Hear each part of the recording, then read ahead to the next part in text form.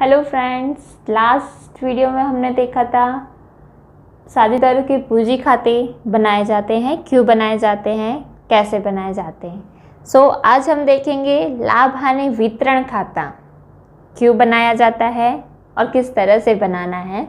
तो फर्स्ट हम देखेंगे लाभ हानि खाता तैयार करने के बाद साझेदारों के बीच लाभ या हानि का वितरण करने के लिए तैयार किए जाने वाले खाते को लाभ हानि वितरण खाता कहते हैं।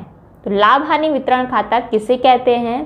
तो जब हम वार्षिक हिसाब लिखते हैं तो वार्षिक हिसाब में जब हमारा लाभ हानि खाता तैयार होता है, उसके बाद में साझेदारों के बीच में जब लाभ या हानि हमको वितरण करना रहता है, बांटना होता है, तो उसके लिए बंटवारे के लिए जो खाता हम रेडी करते हैं, तैयार करते हैं, उसे हम लाभ हानि वितरण खाते के रूप में जानते हैं। तो अब हम देखेंगे लाभ हानि वितरण खाते के भी दो पक्ष होते हैं, एक जमा पक्ष और उधार पक्ष। तो जमा पक्ष में हम कौन सी रकम लिखते हैं और उधार पक्ष में हम कौन सी रकम लिखते हैं। लाभ हानि वितरण के जमा पक्ष में आय लिखी जाती है। आय मतलब हमको पता है इनकम, जो भी इनकम होती है वो सारी की सारी हम लाभ हानि वितरण खाते के जमा पक्ष में लिखते हैं। यहाँ पे एक पॉइंट हमको नोट भी करना है फ्रेंड्स कि लाभ हानि वितरण खाता बिल्कुल लाभ हानि खाते की तरह ही होता है। जिस तरह से हम लाभ हानि खाता प्रिपेयर करते हैं, बनाते हैं, उसी तरह से हम लाभ हानि वितरण खाता बनाते हैं। सिर्फ इसमें पार्टनर्स के जो हमारे साझेदार हैं उन्हीं के लाभ और उन्हीं की हानि के बारे में लिखा जाता है। तो यहाँ पे जैसे हमने देखा, जमा पक्ष में हम इनकम लिखते हैं, आय लिखते हैं, और ये सारी आय हमको साझेदारों के द्वारा ही प्राप्त होती है। अब साझेदारों के द्वारा हमको कौन कौन सी आय प्राप्त होती है, तो यहाँ पे एग्जाम्पल है कि फर्स्ट लाभ हानि खाते से हम जो भी लाभ आता है वो ट्रांसफ़र करते हैं, शुद्ध लाभ, वो हम लाभ हानि वितरण खाते में ट्रांसफ़र करते हैं। उसके बाद साझेदारों की चालू खाते की उधार बाकी का ब्याज, ये भी हमारे लिए इनकम होती है। फिर है साझेदारों के आहरण पर ब्याज।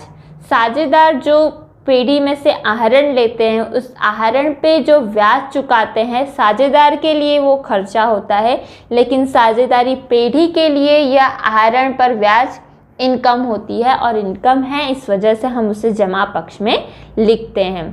अब हम देखेंगे फ्रेंड्स कि लाभ हानि वितरण खाते के उधार पक्ष में क्या लिखा जाता है। तो जिस तरह से मैंने बोला कि लाभ हानि वितरण खाता बिल्कुल ही हमारे लाभ हानि खाते की तरह बनाया जाता है, इसीलिए लाभ हानि खाते में जिस तरह से हम सारे खर्चे या नुकसान उधार पक्ष में लिखते थे, उसी तरह से हम लाभ हानि वितरण खाते के उधार पक्ष में भी सारे खर्चे या नुकसान लिखेंगे।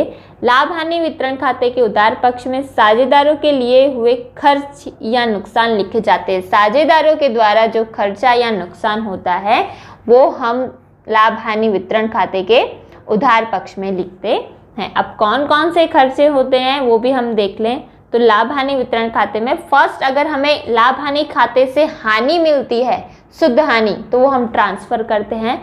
उसके बाद में साझेदारों की पूंजी पर ब्याज, जो भी साझेदार की पूंजी है उस पर ब्याज, वो साझेदारों के लिए इनकम होती है, लेकिन हमारी साझेदारी पेढ़ी के लिए पूंजी पर ब्याज खर्चा होता है, एक तरह का नुकसान होता है, इस वजह से हम उसे उधार पक्ष में लिखते हैं। साथ ही साथ साझेदारों की चालू खाते की जमा बाकी पर ब्याज, साझेदारों का वेतन, बोनस, कमीशन या सामान्य अनामत जो कि हमें साझेदारों के बीच में बांटनी पड़ती है, वो सब के सब हम लाभ हानि वितरण खाते के उधार पक्ष में लिखते हैं।